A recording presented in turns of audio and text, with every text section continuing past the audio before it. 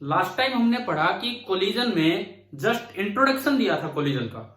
अगर पिछला लेक्चर आपने देखा हो तो मास वाली स्प्रिंग भी मैंने पढ़ाई, ग्राफ से वर्क निकालना भी सिखाया और भी एक फिनिशिंग काम कर रहे थे।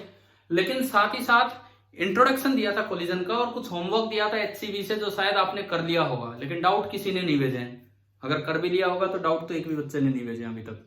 चलो ठीक है, शायद हो गए होंगे सारे। तो देखते हैं आगे। अब जो अगला काम है, ड्यूरिंग द कोलिजन क्या होता है?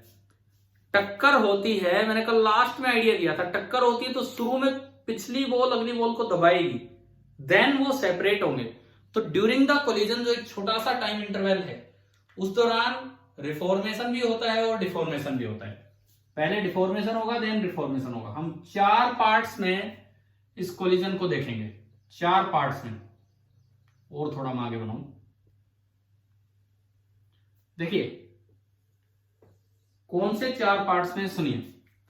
ये पार्ट है बिफोर द कोलिजन, यहां जो मैं बनाऊंगा this is before the collision. इसके बाद ये जो सारा पार्ट है this is during the collision, this is during the collision. And इसके बाद आपका आएगा आफ्टर द कोलिजन। क्या हुआ? कोई मुझसे बोल रहा है क्या? कुछ डाउट है? कुछ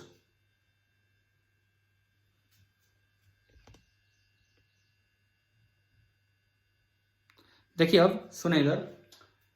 ड्यूरिंग द कोलिजन में आप 2 पार्ट्स दिखा सकते हैं। ड्यूरिंग द कोलिजन में 2 पार्ट्स, एक होता है डिफॉर्मेशन पीरियड, पहले इनकी शेप बिगड़ेगी।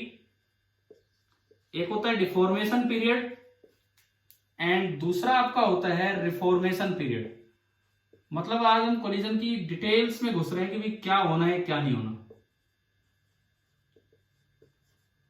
दूसरा है reformation period.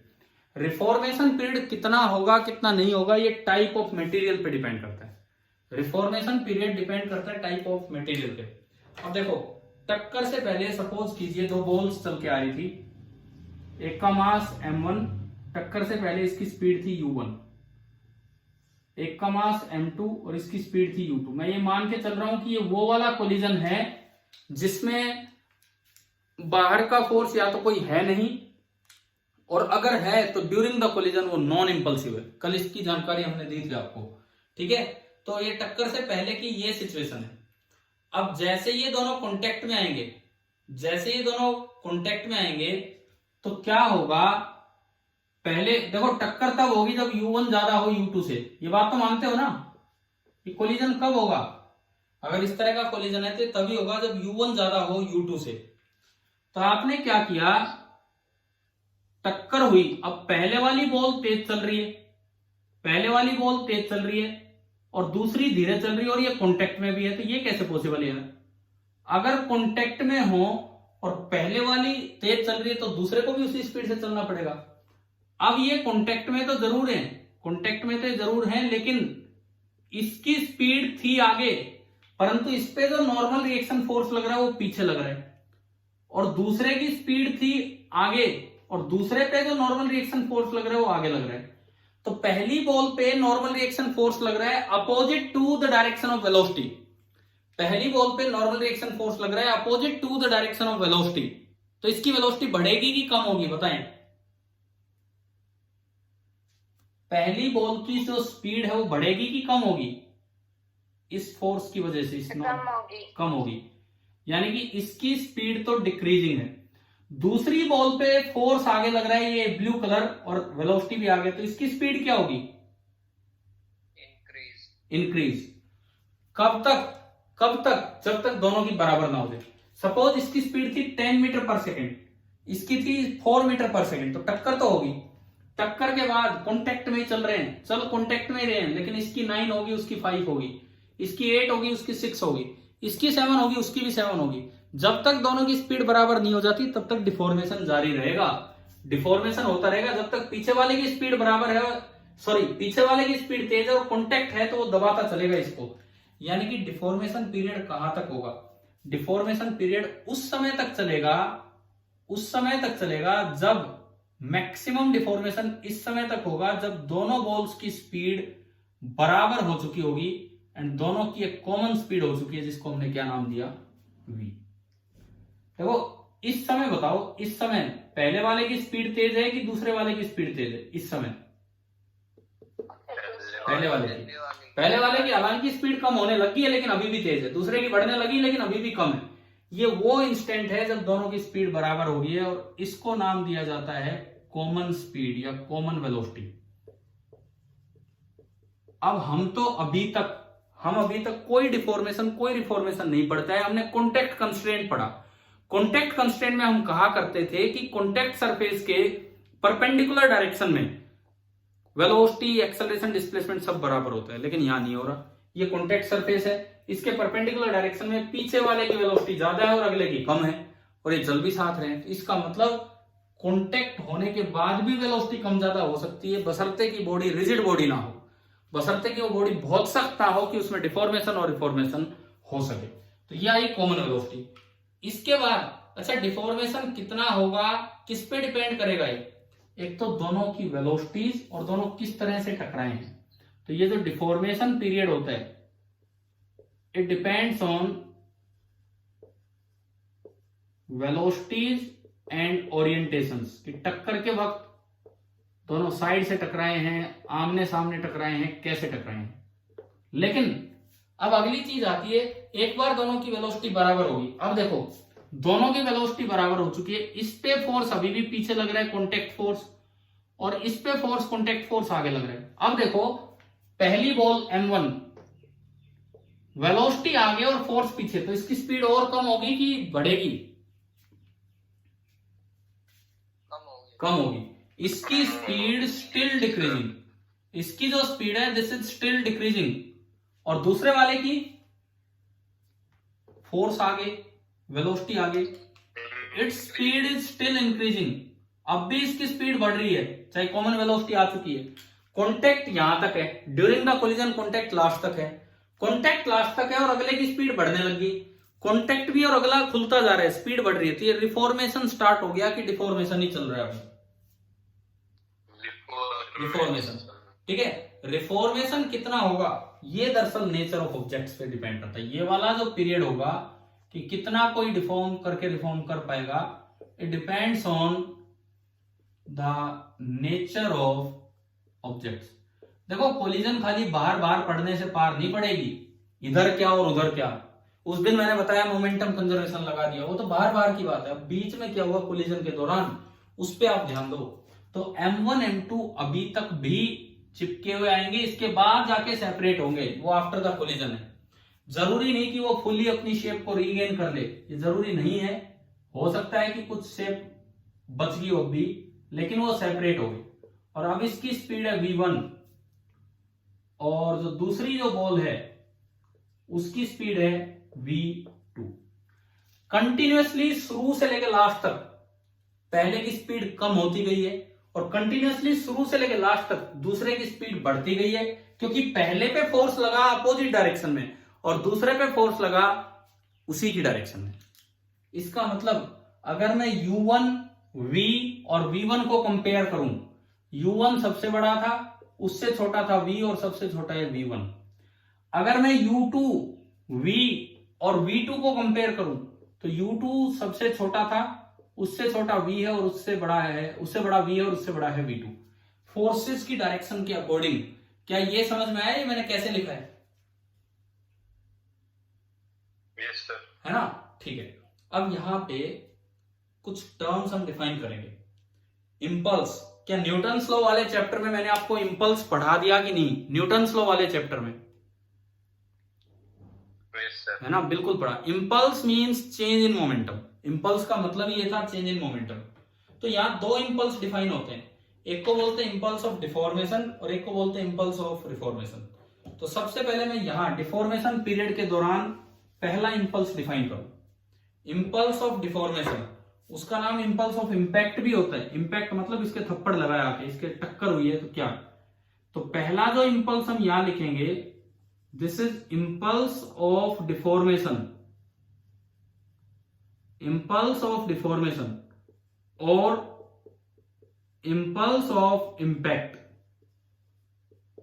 Impulse of deformation और इम्पल्स ऑफ इम्पैक्ट, ये हम लिखना चाहें, अक्सर इसे सिंबल दे दिया जाता है जे डी। मैं इसका मैग्नीट्यूड लिख रहा हूं, मैग्नीट्यूड।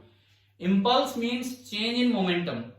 तो आप चाहे m1 को देखो चाहे m2 को देखो, डिफॉर्मेशन पीरियड के दौरान कितना मोमेंटम में चेंज हो उसका मैग्नीट्यूड। एक बार m1 को देखो, m1 का मोमेंटम जस्ट बिफोर कोलिजन कितना था, यहां से देख के बताओ, m1 u1।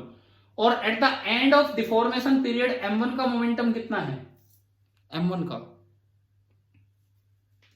At the end of deformation period m1v बड़ा है कि m1u1 बड़ा है,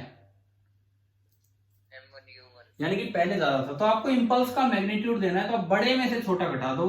तो इंपल्स ऑफ डिफॉर्मेशन देखना है, तो m1 का पहले मोमेंटम कितना था, दैट वाज m1u1 माइनस बाद में कितना है m1u। सेम डायरेक्शन है, अगर अपोजिट ये है v, अगर अपोजिट डायरेक्शन होती तो वो घट के जुड़ जाते, ठीक है, मोमेंटम विद साइन रखा जाता है। इसी को आप m2 से भी देख सकते हो, बराबर होंगे दोनों, बिल्कुल बराबर होंगे।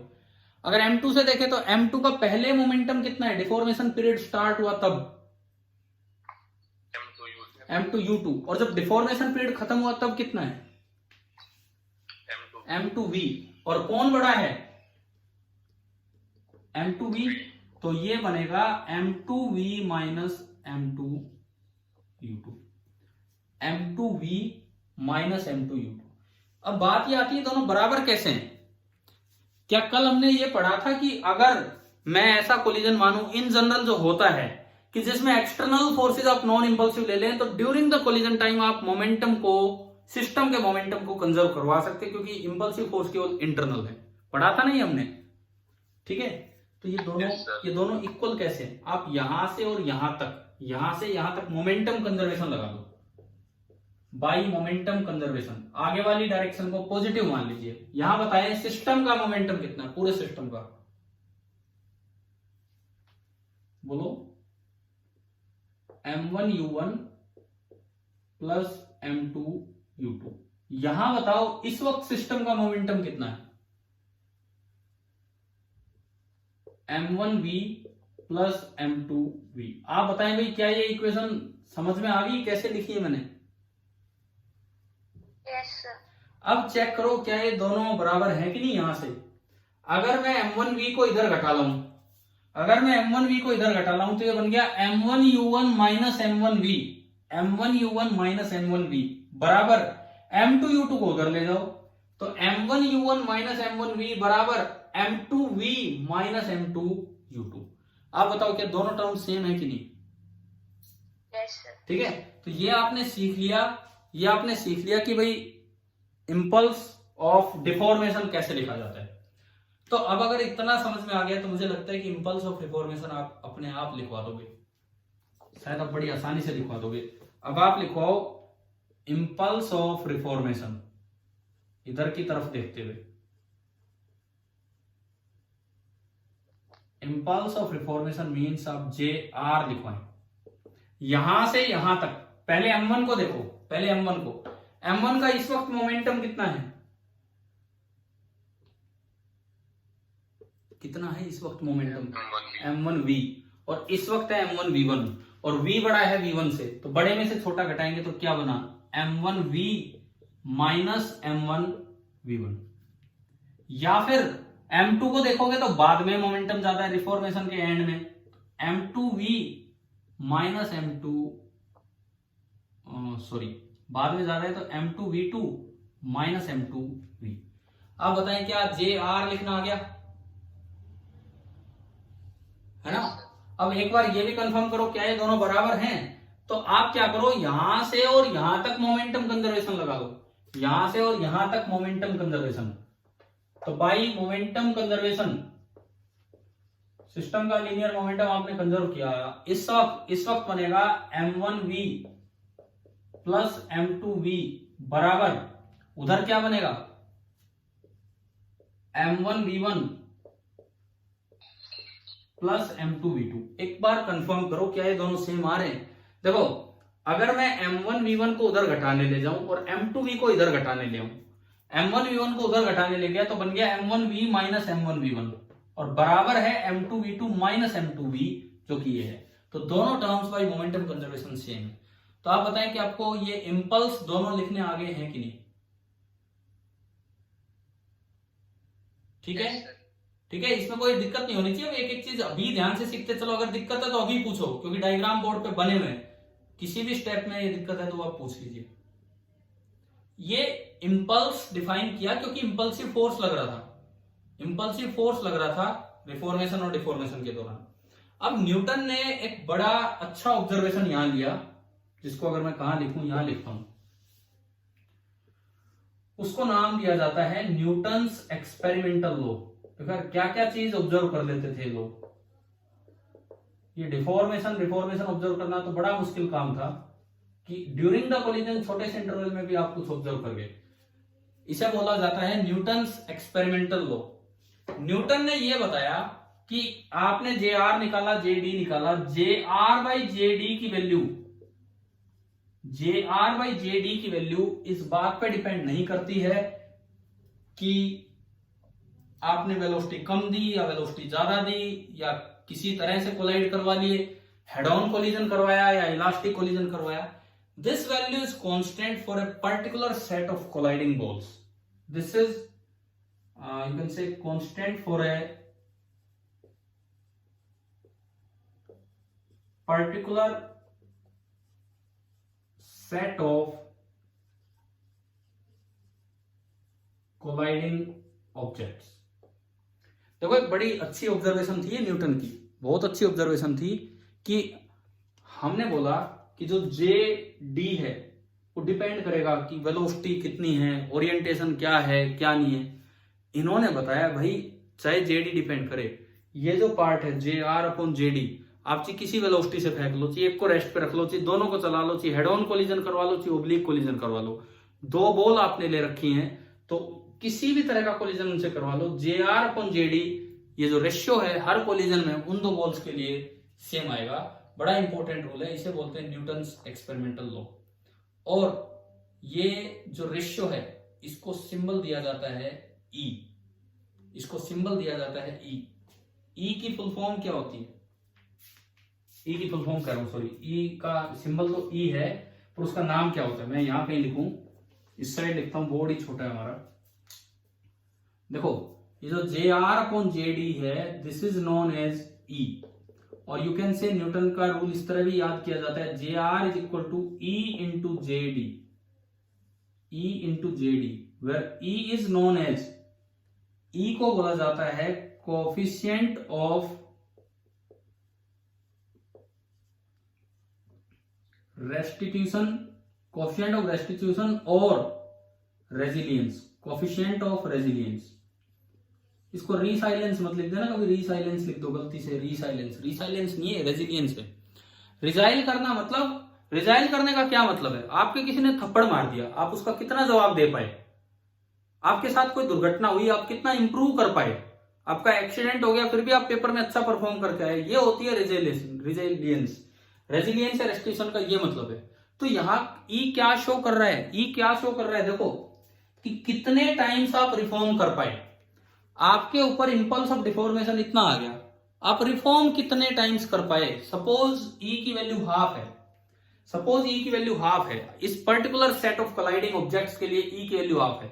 कोई कोलिजन आपने ऐसा करवा दिया, क्योंकि जेडी की वैल्यू तो डिपेंड करेगी वेलोसिटी और ओरिएंटेशन पे, आपने कोई कोलिजन ऐसा करवा दिया कि जेडी की वैल्यू 100 है, 100 न्यूटन सेकेंड, यूनिट में मैंने बोल दिया 100 है, तो बताओ जे आर कितना होगा उस बॉडी के, उस सिस्टम के लिए, अगर ई हाफ है तो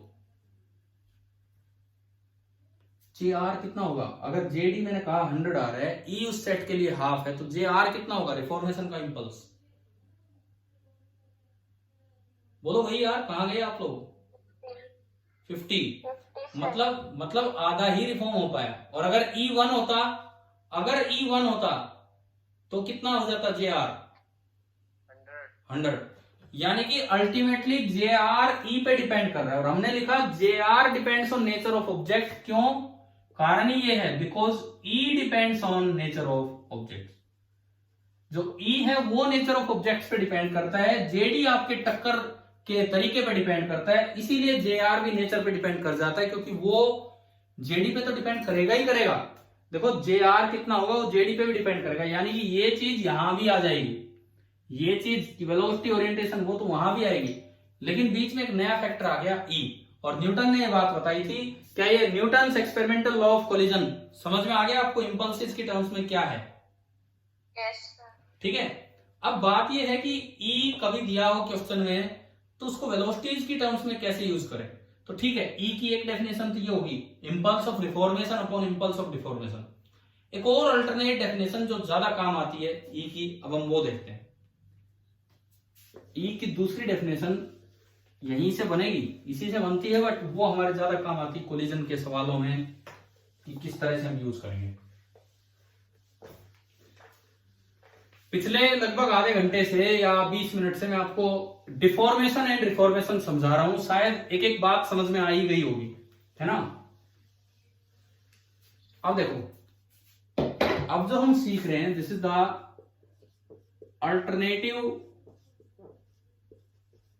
डेफिनेशन ऑफ E। E की अल्टरनेटिव डेफिनेशन आपको देखनी है कि क्या होगी। आप क्या कर रहे हो, जैसे मान लो ये कोई बॉल है, मैं इवन हेड ऑन के चक्कर में नहीं जा रहा, जनरल कोलिजन में आपको करवा रहा हूं, कोई भी ऑब्लिक कोलिजन। सपोज ये एक बॉल आके इससे टकरा गई, ये इनका है कॉमन नॉर्मल। कल हमने एक लाइन बोली थी, लाइन ऑफ इंपैक्ट, याद है ना, लाइन ऑफ इंपैक्ट। ये लाइन ऑफ मोशन है या लाइन ऑफ इंपैक्ट है? Line of impact. Line of impact है। सपोज ये जो पहली बॉल है m1 मास, इसकी वेलोसिटी किसी डायरेक्शन में थी u1 टक्कर से पहले, और इसने लाइन ऑफ इंपैक्ट के साथ एंगल बना रखा था θ1। दूसरी बॉल है, मैं नहीं कह रहा इसके पैरेलल चल रही थी, पता नहीं किधर चल रही थी, उसकी velocity line of motion u2 और उसने लाइन ऑफ इंपैक्ट के साथ एंगल बना रखा था θ2। ये आपकी सिचुएशन है बिफोर द कोलिजन। हमने बोला कि भाई ये जो सिचुएशन थी ये है बिफोर द कोलिजन, मैं ड्यूरिंग द कोलिजन पे नहीं जा रहा, ये मैंने बनाया before the collision. After the collision कोई कहीं जाने लगी होगी, कोई कहीं जाने लगी होगी। इन जनरल में अगर मानूं आफ्टर द कोलिजन, देखो लाइन ऑफ इंपैक्ट तो ये है ही इनकी। सपोज आफ्टर द कोलिजन कुछ इस तरह की टक्कर हुई कि ये बॉल उधर कहीं चलेगी v1 स्पीड से, एंड आफ्टर द कोलिजन ये बॉल इधर कहीं आ गई v2 से। क्या ऐसा हो सकता है कि नहीं, यूं टकरा के ये वाली बॉल ऊपर चली जाए और ये वाली बॉल नीचे आ जाए? बताओ पॉसिबल है कि नहीं? भाई ये कोलिजन हुआ, उससे ये इधर निकल गई इधर, है ना। तो ये है आपका आफ्टर द कोलिजन डायग्राम। मानो कि लाइन ऑफ इंपैक्ट के साथ ये वाला एंगल है φ1 और ये वाला एंगल है φ2। अब E को निकालने का एक अल्टरनेट तरीका, सबसे पहले आप क्या करो, before the collision velocity of approach निकाल लो along LOI. Before the collision आप निकाल लीजिए velocity of approach along line of impact. तो आपने इनके वेलोसिटीज के टुकड़े कर लो, along line of impact component कर लो। आपने यहां से एक परपेंडिकुलर डाला, ये कंपोनेंट कितना होगा बताओ, ये कंपोनेंट लाइन ऑफ इंपैक्ट के अलोंग, भाई ये है आपकी line of impact u1 cos theta, ये कंपोनेंट हुआ u1 cos थीटा 1। एक परपेंडिकुलर इसका डाला, ये कंपोनेंट कितना होगा u2 cos थीटा 2। अब आप बाकी कंपोनेंट्स को भूल जाओ, बस इन दोनों को देखो। वेलोसिटी ऑफ अप्रोच कैसे निकालते हैं, अगर दोनों वेलोसिटीज एक दूसरे की तरफ आए तो ऐड कर दो, और अपोजिट डायरेक्शन में तो वेलोसिटी ऑफ अप्रोच का मतलब है पिछला तेज आ रहा होगा तो उसमें से अगले की स्पीड घटा दो। क्या यही तरीका होता था कि नहीं वेलोसिटी ऑफ अप्रोच निकालने का, है ना। तो यहां बताओ, यहां क्या करें, ये दोनों ब्लू कलर से तो लिखे, ऐड करें कि सब्ट्रैक्ट करें? ऐड। तो ये बना u1 cos theta 1 plus u2 cos theta 2। ये आपका ये बन गया u1 cos theta 1 plus u2 cos theta 2। ठीक है, अब आओ दूसरी साइड, आप सेम यही काम करवाओ, लेकिन आफ्टर द कोलिजन अब वेलोसिटी ऑफ अप्रोच नहीं, अब आप निकलवाओ वेलोसिटी ऑफ सेपरेशन। अब आप निकलवाएं velocity of separation along line of impact. फिर से वही टुकड़े करवाएं। आपने V1 का कंपोनेंट किया लाइन ऑफ इंपैक्ट पे परपेंडिकुलर डाल के, ये बन गया V1 cos φ1। इसका कंपोनेंट किया लाइन ऑफ इंपैक्ट पे परपेंडिकुलर डाल के, ये बन गया V2 cos φ2। दोनों एक दूसरे से दूर भाग रहे हैं कंपोनेंट, दोनों वेलोसिटीज। तो वेलोसिटी ऑफ सेपरेशन लिखने के लिए ऐड होंगे कि सब्ट्रैक्ट होंगे? सब्ट्रैक्ट कैसे होंगे? एक 2 मीटर पर सेकंड से उधर जा रहा है, एक 1 मीटर पर सेकंड से उधर जा रहा है, तो सेपरेट कितनी वेलोसिटी से हो रहे हैं भाई? एक 2 मीटर पर सेकंड से उधर गया, एक 1 मीटर पर सेकंड से उधर गया, तो सेपरेट कितनी वेलोसिटी से हुए? 3। तो मतलब ऐड होंगे। अगर ऐसा होता ना दोनों सेम डायरेक्शन में होता, तो अगला तेज भाग रहा होता, फिर आपको पीछे वाले की वेलोसिटी सब्ट्रैक्ट करनी होती। क्लियर हो रहा होगा शायद ये अभी तक सभी को, कैसे बता रहा हूं मैं? ठीक है, तो ये आपका बना V1 cos φ1 plus V2 cos φ2। V1 cos φ1 plus V2 cos φ2। अब देखो, आपने एक कोलिजन में just before collision velocity of approach निकाल ली along line of impact, just after collision velocity of separation निकाल ली line of impact. Head on collision हो तो कंपोनेंट करने की जरूरत नहीं पड़ेगी, डायरेक्ट दिखेगा। ई की अल्टरनेट डेफिनेशन, वो जो इंपल्स से निकालते हो उसी से ये निकल के आता है कि जो ई की अल्टरनेट डेफिनेशन बनेगी, E is equal to ratio, किस किस का रेशियो? उसमें किस किस का रेशियो था बताओ? ऊपर रिफॉर्मेशन था कि ऊपर डिफॉर्मेशन था? इंपल्स वाला रिफॉर्मेशन। तो इधर उससे आइडिया लगाओ, अगर ऊपर रिफॉर्मेशन बाद में हुआ कि पहले हुआ? बाद में, तो वेलोसिटी भी बाद वाली आएगी। तो इसका मतलब ई की डेफिनेशन बनेगी velocity of separation upon velocity of approach. अब मैंने पूरी लाइन नहीं लिखी, असल में इसकी डेफिनेशन है, ऊपर तो आएगा velocity of separation of both the colliding objects along the line of impact just after the collision, और नीचे आएगा velocity of approach of both the colliding objects just before the collision along the line of impact. तो आप बताएं क्या ई की दूसरी definition आपको लिखना आ गई है कि नहीं? ठीक है, जैसे इस वाले एग्जांपल में अगर मैं ई लिखूं तो ई मेरा बनेगा V1 cos φ1 plus V2 cos φ2 divided by ये U1 cos θ1 plus U2 cos θ2। जरूरी नहीं कि ये प्लस ही आते हैं, आपके डायग्राम पे डिपेंड करता है। अगर आप डायग्राम कुछ अलग तरह का बना देते तो हो सकता था कि ये माइनस बी बन जाते, हो सकता था। ठीक है, चलो अब ये बताओ, ये ई डिफाइन करना समझ में आ गया, और डिफॉर्मेशन क्लियर हुआ क्या होता है कोलिजन के दौरान? ठीक है, अब यहां से आते हैं 3 तरह के कोलिजन। कल जो नाम लिए थे वो हेड ऑन और ऑब्लिक होते हैं, ज्योमेट्रिकल टर्म्स थी। अब नेचर ऑफ मटेरियल पे डिपेंड करते हुए 3 तरह के कोलिजन आएंगे, तो अब हम उन पे चलते हैं। जो आपके 3 तरह के कोलिजन हैं उन पे हम चलेंगे कि डिफॉर्मेशन और रिफॉर्मेशन का यूज करके कौन कौन से आपके कोलिजन बनते हैं।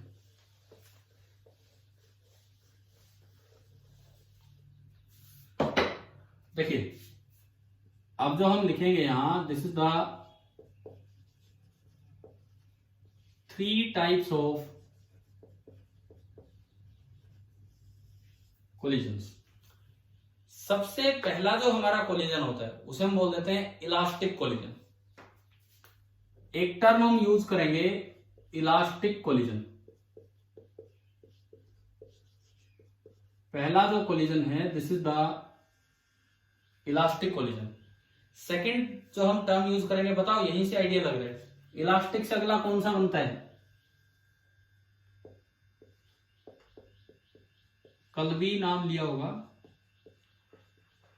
Inelastic collision. और जो तीसरी टाइप हम यूज करते हैं दैट इज कॉल्ड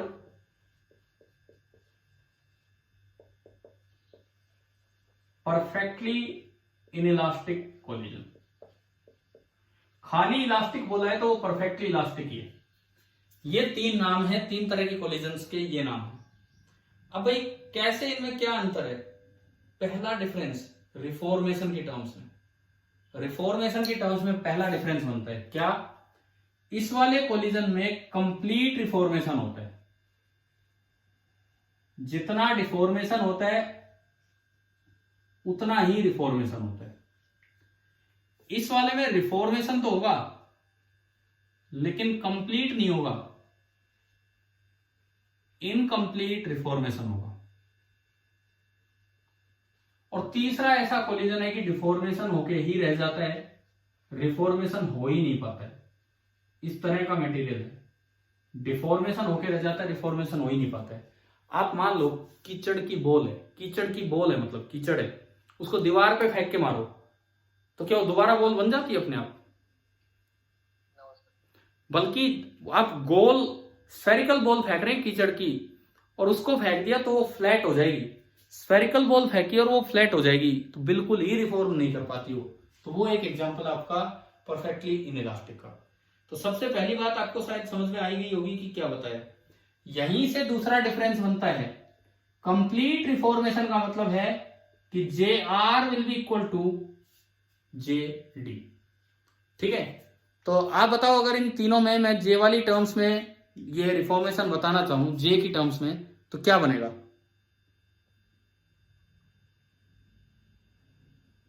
बोलो सेकंड में क्या लिखें?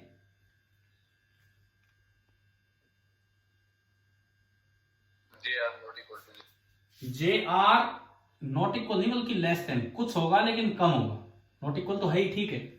और तीसरे में जे आर बिल्कुल ही कितना हो जाएगा? 0। शायद ये वाला डिफरेंस भी क्लियर हो गया होगा। ठीक है, अब आप बता दो ई की टर्म्स में डिफरेंस। ई की टर्म्स में डिफरेंस ई होता है J R by J D. तो इस कोलिजन में ई बिल्कुल कितना मिलेगा आपको? 1। ये जो कोलिजन है इसमें ई 0 से तो बड़ा होगा क्योंकि हम केवल मैग्नीट्यूड लेते हैं, हमने पॉजिटिव में से नेगेटिव उड़ाया, लेकिन 1 से छोटा आ रहा है ना समझ में। और ये वाला जो कोलिजन है इस ई बिल्कुल कितना हो जाएगा? 0। बल्कि इन तीनों को अगर मैं इकट्ठा करूं तो मेरे पास ई की रेंज ही आ गई। ई 1 से बड़ा नहीं हो सकता और 0 से छोटा नहीं हो सकता, ये ई की रेंज है। अगर ई 1 है तो ये वाला इलास्टिक कोलिजन है, 0 से 1 के बीच में कुछ है तो इनइलास्टिक कोलिजन है, और बिल्कुल 0 है तो वो आपका परफेक्टली इनइलास्टिक कोलिजन होगा। शायद ये 2-3 डिफरेंसेस जो हमने लिखे ये समझ में आ रहे होंगे। ठीक है, आप अब यूं तो इन डिफरेंसेस को कितना भी बढ़ा सकते हो। जैसे आप काइनेटिक, आप मान लो वेलोसिटी ऑफ अप्रोच की टर्म्स में लिखना चाहें, E1 आ गया तो इसका मतलब velocity of separation this will be equal to velocity of approach. हम अलोंग LOI की बात कर रहे हैं, अलोंग लाइन ऑफ इंपैक्ट। इसमें बात करें तो velocity of separation is less than velocity of approach. इसमें बात करें तो वेलोसिटी ऑफ सेपरेशन बिल्कुल ही कितना है? 0। ई की जो दूसरी डेफिनेशन थी उससे हमने ये निकाला। अगर आप काइनेटिक एनर्जी की टर्म्स में जाना चाहें, काइनेटिक एनर्जी की टर्म्स में, तो यहां अगला डिफरेंस बनता है सिस्टम की काइनेटिक एनर्जी फाइनल, पूरे सिस्टम की, किसी एक बॉल की नहीं, वो बिल्कुल बराबर मिलेगी काइनेटिक एनर्जी जो टक्कर से पहले थी। फाइनल मतलब आफ्टर द कोलिजन एंड ये बिफोर द कोलिजन, इसमें कम मिलेगी। Kinetic energy final of system this will be less than kinetic energy initial of the system, कम मिलेगी। और तीसरे वाले में बताओ, तीसरे वाले में बोलो क्या लिखूं मैं? बोलिए भाई बोलिए।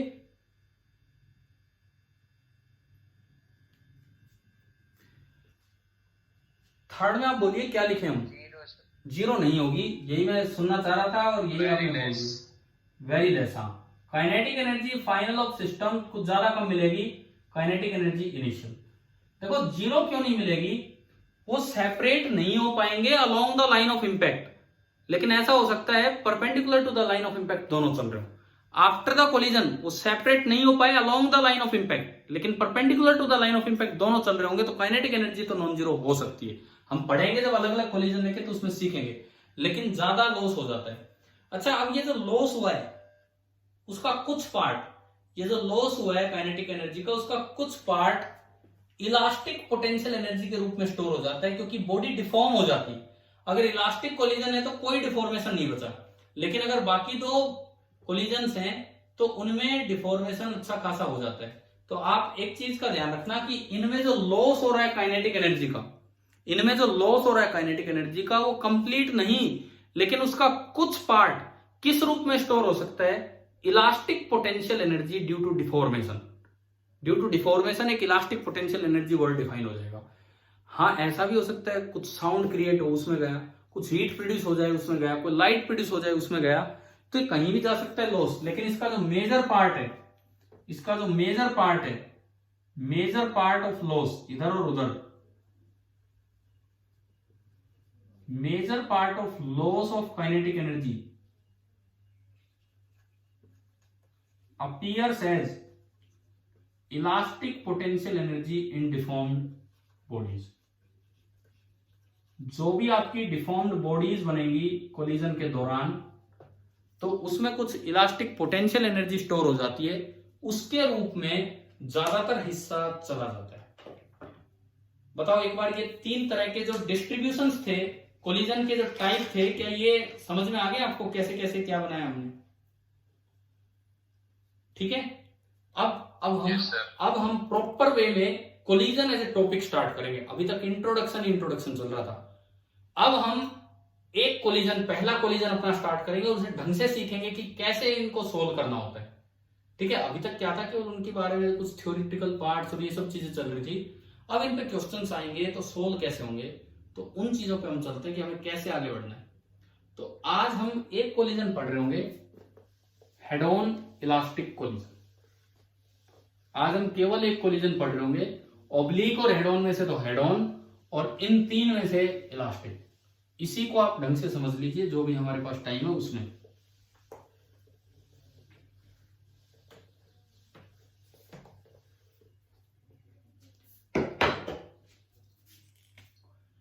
Head on elastic collision.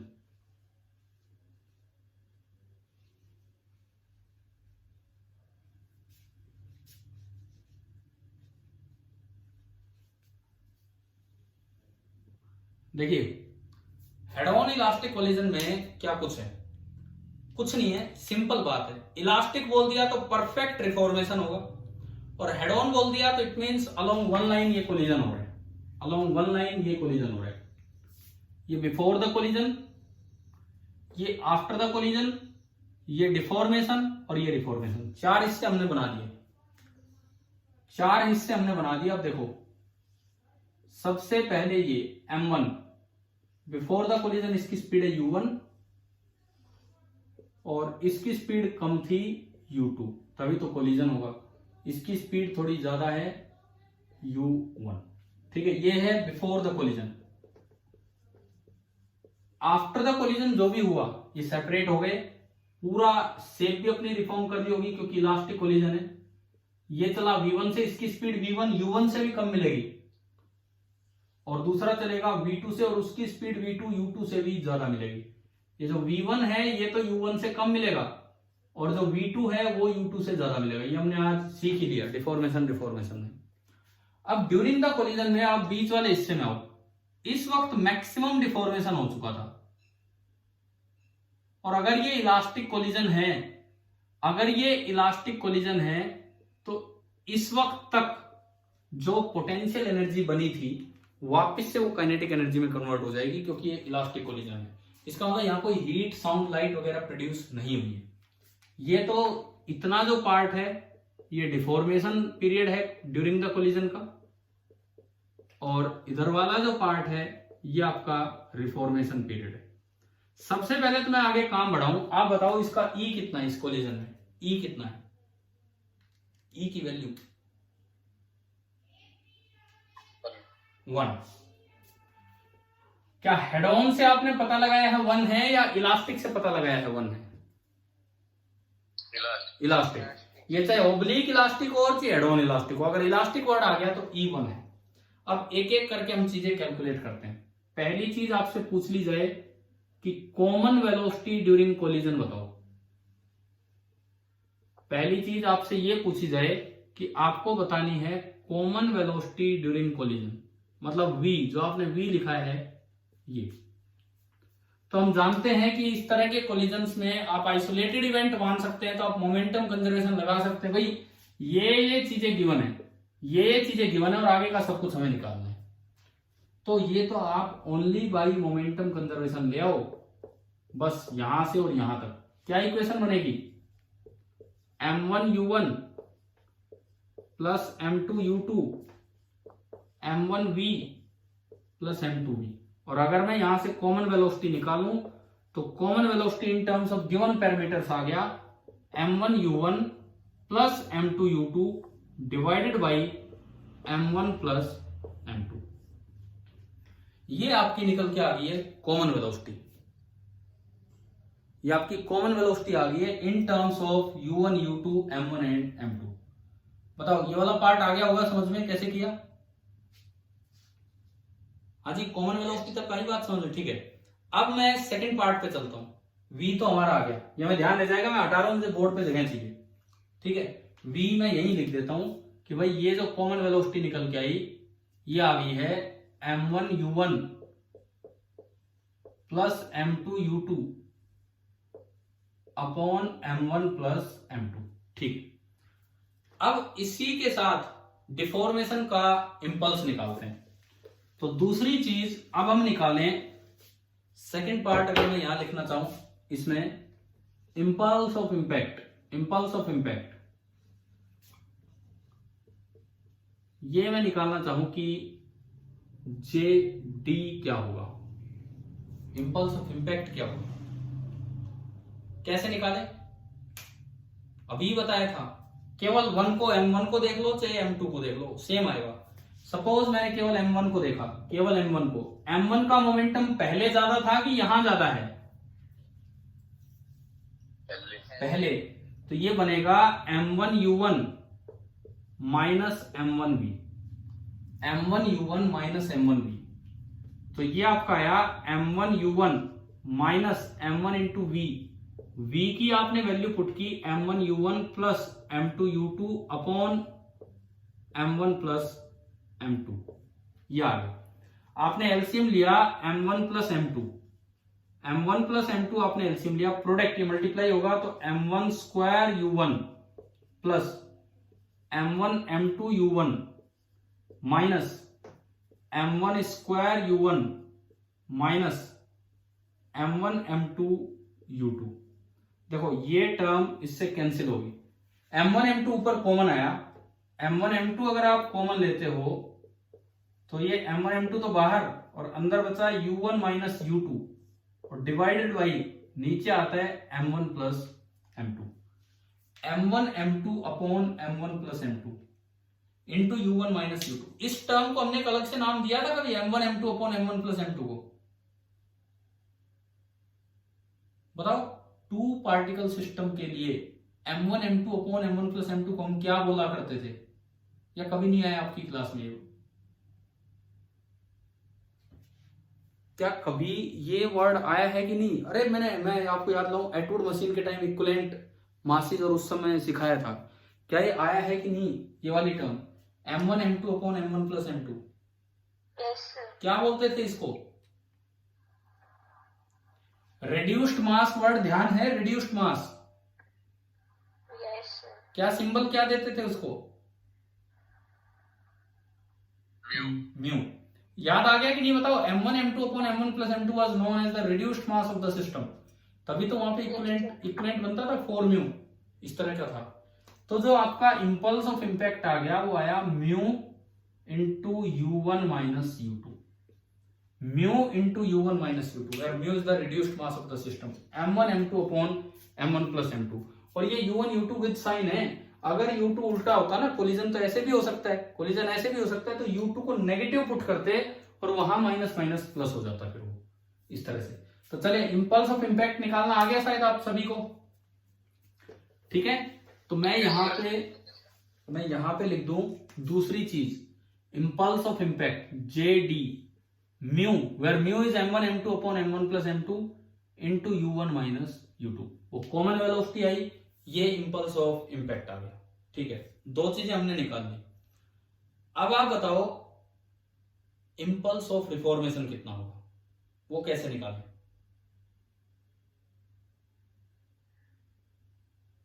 हाँ जी, इम्पल्स ऑफ रिफॉर्मेशन हम कैसे निकालें? M2V minus M2U2 इनटू क्या बोला, दोबारा बोलो, इम्पल्स ऑफ रिफॉर्मेशन कैसे निकालें? एक तरीका, M2V minus अच्छा M2V माइनस, उनसे जा रहे हो आप, उनसे जा रहे हो तो बड़ा टाइम लगेगा। न्यूटन ने इसीलिए तो हमें रूल दिया था कि आप फटाफट करें। न्यूटन के लॉ से एक बार में आंसर आ जाएगा, न्यूटन के लॉ से।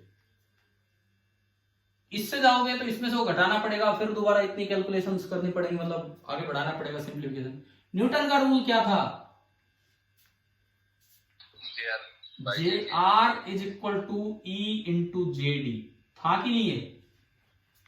ठीक है, और ई 1 है और जे आर आपने निकाल ही लिया, तो दोबारा फिर इतनी इतनी कैलकुलेशन करने की क्या आवश्यकता है, कोई जरूरत ही नहीं है। यानी कि डायरेक्ट आपका आ गया, जे आर भी यही आ गया। म्यू म्यू मत बोल जाना, म्यू क्या है? m1 m2 upon m1 plus m2, mu into u1 minus u2। बताओ, impulse of reformation, impulse of deformation यहां तक निकालने आ गए? ठीक है, अगली चीज फाइनल वेलोसिटीज, उनके भी फॉर्मूले याद करने होते हैं, क्योंकि नहीं तो टाइम लगता है यार ये बार बार कैलकुलेशंस करने में। फाइनल वेलोसिटीज, और आप आज की क्लास के फॉर्मूले आज ही याद कर लेंगे तो अच्छा होगा, नहीं तो कोलिजन में बच्चा यूं आश्वस्त होकर जाता है, भाई मैंने तो इक्वेशन बनानी सीख ली, मैं कर दूंगा पेपर में सोल्व, पर पेपर में वही 2 सवाल सोल्व थोड़ी करने हैं, तो थोड़ा टाइम लिमिट में भी सोल्व करना है, तो इसलिए आपको ये फॉर्मूले रिजल्ट्स भी याद होने चाहिए। तो चलिए अब मैं चलूं कि फाइनल वेलोसिटीज कैसे निकालें हम, मतलब v1 और v2 कैसे निकालें। अगर मैं फाइनल वेलोसिटीज की बात करूं तो 2 वेरिएबल हैं, तो मुझे 2 इक्वेशन बनानी पड़ेगी। 2 वेरिएबल हैं v1 v2, तो 2 इक्वेशन। अब ऐसे में आप याद रखो, क्योंकि फॉर्मूले भी हमेशा याद नहीं रहते, क्वेश्चन भी नया आ सकता है, हेड ऑन की बजाय ऑब्लिक भी आ सकता है। तो फाइनल वेलोसिटीज के फॉर्मूले यूं याद रखो, कैसे निकालने हैं। 2 इक्वेशन तो 2 वेरिएबल, एक तो शुरू से लेके लास्ट मोमेंटम कंजर्वेशन, और एक ई की इक्वेशन, बस बहुत है। एक शुरू से लास्ट मोमेंटम कंजर्वेशन और एक ई। तो बाई मोमेंटम कंजर्वेशन जो P फाइनल होगा वही P इनिशियल होगा। पहले आप P फाइनल बता दो वहां से देख के, एक डायरेक्शन को पॉजिटिव मान लो, और यहां तो सारे हैं ही एक डायरेक्शन में, तो कोई दिक्कत ही नहीं है। बताएं P फाइनल क्या होगा, बोलो भाई बोलो। m1v1 प्लस m2v2 बराबर P initial during the collision, आप छोड़ दो, जस्ट बिफोर कोलिजन कितना? m1u1 plus m2u2, equation number 1। अब वेरिएबल 2 इक्वेशन, एक तो एक से तो सोल्व होने नहीं। अब दूसरी आप ई की इक्वेशन लगाओ बाई कोफिशिएंट ऑफ रेस्टिट्यूशन, और इस कोलिजन में E1 होता है। अगर E1 है तो इसका मतलब वेलोसिटी ऑफ सेपरेशन जो बाद में देखते हैं, that is equal to velocity of approach. होता है कि नहीं ऐसा? अभी पढ़ा था हमने, ई इसका भी रेशियो है। और हेड ऑन में तो कोई कंपोनेंट ही नहीं करने, डायरेक्ट है। इन दोनों को देख के बताओ वेलोसिटी ऑफ सेपरेशन कितना है। अगर ये सेपरेट हो रहे हैं तो अगला तेज भाग रहा होगा या पीछे वाला तेज भाग रहा होगा? अगला तेज भाग रहा होगा। मान लो अगला भाग रहा है 6 मीटर पर सेकंड से, पिछला साथ साथ हो रहा है 2 मीटर पर सेकंड से, तो वेलोसिटी ऑफ सेपरेशन कितनी है? 4, मतलब घटाना होगा। तो आप बताओ वेलोसिटी ऑफ सेपरेशन क्या है, बोलो उनको देख के। v2 minus v1। अब इनको देख के बताओ वेलोसिटी ऑफ अप्रोच कितनी है। ऐड मत कर देना, ऐड तब होती जब दोनों सेम डायरेक्शन, यूं दोनों अपोजिट डायरेक्शन में आते, जो मैंने अभी पीछे जब ई को, हाँ जब ई को डिफाइन किया तब बताया। अब ये सेम डायरेक्शन में, ये अप्रोच कर रहा है पर ये पीछा छुटा के भाग रहा है, तो अप्रोच वेलोसिटी कितनी होगी? u1 minus u2। क्या ये समझ में आई? ई की इक्वेशन कैसे लगाई आपने? ई बराबर 1 है तो उसका यूज कर लिया।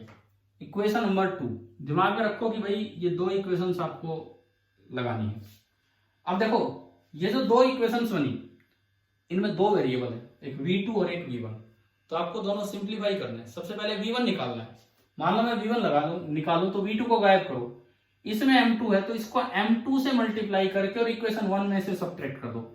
तो सबसे पहले हम v1 निकाल रहे हैं, v1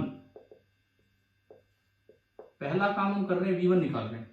तो इक्वेशन 1 में से सब्ट्रैक्ट कर दो m2 से मल्टीप्लाई करके इक्वेशन 2 को। क्या ये बात समझ में आई? क्या करना है? तो जब आप M2 से मल्टीप्लाई करोगे तो एक तो M2V2 ये बनेगा और एक माइनस M2V1 ये बनेगा।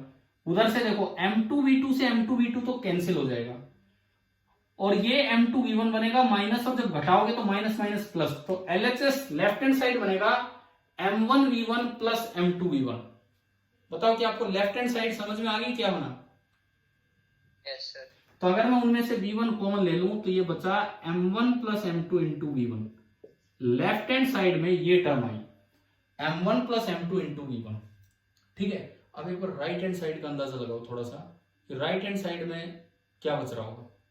ये तो आपकी लेफ्ट हैंड साइड की टर्म आई M1 plus M2 into V1। Right hand side में क्या बचना हो चाहिए?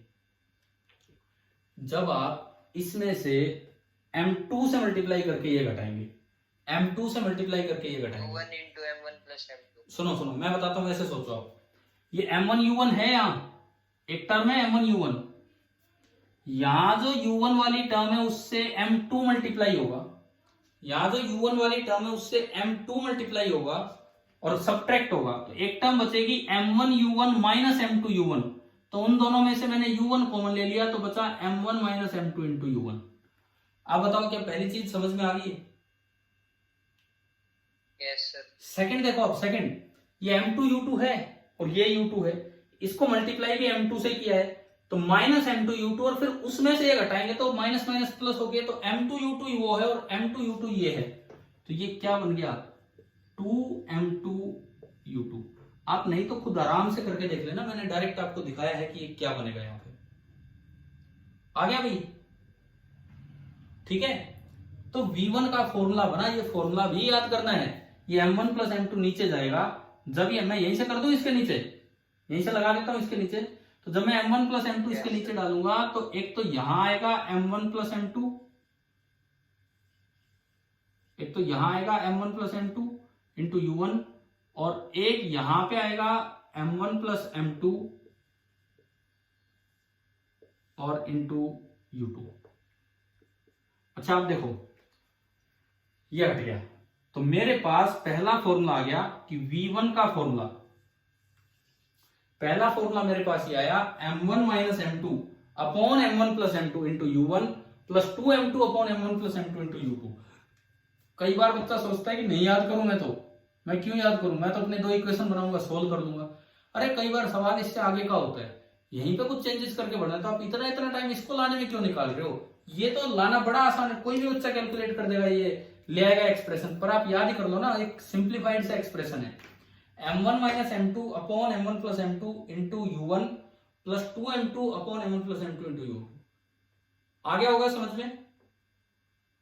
ठीक है, अब V2 कैसे निकालें?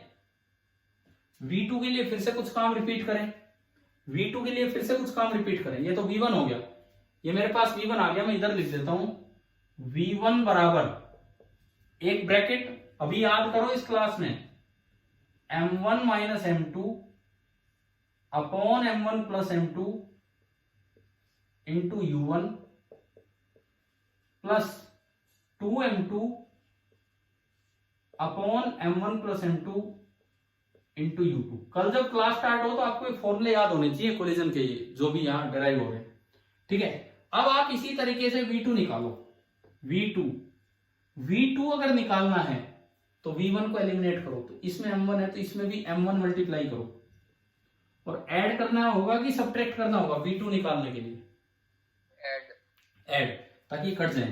तो आपने अब ये इनको ऐड किया, इसको M1 से मल्टीप्लाई करके इसमें ऐड किया, तो जैसे आप ऐड करोगे M1 V1 से M1 V1 कटेगा, वहां है M2 V2, वहां है M2 V2, और यहां भी आएगा M1 V2, वहां M2 V2 है, यहां M1 V2। तो अगर आप इन दोनों से लेफ्ट हैंड साइड में V2 कॉमन ले लोगे तो पिछली बार की तरह ही बचेगा M1 plus M2 into V2। एक बार बताओ LHS का लेखा जोखा समझ में आया? क्या किया हमने? हमें लेफ्ट हैंड साइड क्लियर होगी ना कैसे निकालिए? ठीक है, अब आप चलो राइट हैंड साइड की तरफ, राइट हैंड साइड की तरफ चलिए। राइट हैंड साइड में पहली टर्म U1 वाली, ये है M1 U1, आपने इसको मल्टीप्लाई भी m1 से किया और ऐड भी किया, तो m1u1 और m1u1 जुड़ के कितना हो गया? 2m1 इंटू u1, जैसे उसमें 2m2 इंटू u2 बना था, प्लस अब दूसरी टर्म देखो, ऊपर तो है m2u2 और नीचे m1u2 और घटेगा माइनस है, तो जब आप u2 कॉमन लोगे तो क्या बचा? m2 माइनस m1, और जब इस m1 प्लस m2 को नीचे भेज देंगे तो एक m1 प्लस m2 तो यहां लग जाएगा और एक m1 प्लस m2 यहां लग जाएगा और ये यहां से हट जाएगा। तो मेरे पास दूसरा फॉर्मूला आ गया V2 का। ये आपको अभी यूं लगा लो, अभी लिखते लिखते याद कर लोगे, बेटर रहेगा।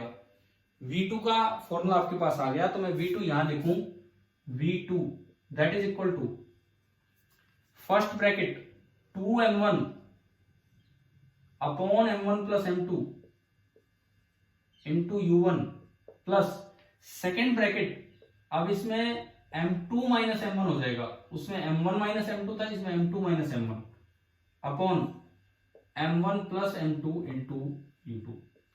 m2 को बोलते हैं टारगेट बॉडी, m2 को बोलते हैं टारगेट बॉडी, जिसपे जाके टक्कर हो रही है, जिसके जाके बॉल टकरा रही है, उसको बोला जाता है टारगेट बॉडी। तो टारगेट मास m2 होगा कहीं भी अगर लिखा हो तो। अब भाई आप बताओ, क्या ये रिजल्ट्स याद हो जाएंगे कि नहीं आप लोगों को? ठीक है, करने बहुत जरूरी है भाई पूरे कोलिजन के लिए। आज शुरुआत हुई है हेड ऑन इलास्टिक कोलिजन से, ये मैंने हटा दिया सारा काम। एक बार रिजल्ट्स पे ध्यान दो, देखो बस आपको चार चीजें पता थी, m1 m2 u1 u2 और कोलिजन इलास्टिक है, मतलब E1 है। कॉमन वेलोसिटी मोमेंटम कंजर्वेशन से, impulse of deformation mu times reduced mass time u1 minus u2, impulse of deformation again reduced mass into u1 minus u2, final velocities. अब इसमें u1 u2 को with sign रखना है। अगर किसी question में टक्कर यूं हो, अगर किसी क्वेश्चन में एक आ रहा है 6 मीटर पर सेकंड से और एक आ रहा है 2 मीटर पर सेकंड से, तो u2 को 2 नहीं, फॉर्मूले में u2 की वैल्यू क्या रखेंगे आप? -2 रखने के बाद अब ओवरऑल कैलकुलेट करने के बाद अगर v1 नेगेटिव आ जाए तो मतलब बॉल पीछे गई, और v1 पॉजिटिव आ जाए तो मतलब बॉल आगे गई। फॉर्मूला याद रखें, दोनों बिल्कुल मिलती जुलती इक्वेशंस बन रही है। v1 बराबर m1 माइनस m2 अपॉन दोनों का सम इंटू u1 वो plus 2m2 upon m1 plus m2 into u2, और v2 दूसरे बॉल में तो वेलोसिटी आएगी 2m1 upon m1 plus m2 into u1 और प्लस m1 माइनस m2 की जगह हो जाएगा m2 minus m1 upon m1 plus m2 into u2। एक बार बताएंगे क्या यहां तक इलास्टिक हेड ऑन कोलिजन आपको समझ में आया? यहां तक जो मैंने बताया। अब इस इलास्टिक हेड ऑन कोलिजन में एक चीज और पूछी जा सकती है कि जब मैक्सिमम, एक चीज और पूछी जा सकती है कि जिस वक्त मैक्सिमम डिफॉर्मेशन हुआ था उस वक्त कितनी पोटेंशियल एनर्जी स्टोर हुई थी। सपोज कीजिए ये आ जाए सवाल कि जब इसमें मैक्सिमम डिफॉर्मेशन हुआ था उस समय कितनी पोटेंशियल एनर्जी स्टोर हुई थी, कैसे निकाले हम ये? क्योंकि इलास्टिक कोलिजन है तो कोई heat energy, sound energy, light energy जैसी कोई चीज बनी नहीं है, क्योंकि एनर्जी कंजर्व रहती है इनमें। तो आपसे मेरा सवाल यह है कि maximum potential energy stored during the collision, maximum potential energy stored during the collision, ये आपको बताना है कि कितनी रही होगी। तो देखो मान लो, सुनो बात सुनो, सपोज इन दोनों की मिला के पोटेंशियल एनर्जी है 20 जूल, 20 जूल, और इस वक्त potential energy, sorry kinetic energy, इन दोनों को मिला के काइनेटिक एनर्जी है 20 जूल और इस वक्त काइनेटिक एनर्जी है 14 जूल, तो कितनी पार्ट पोटेंशियल में गई?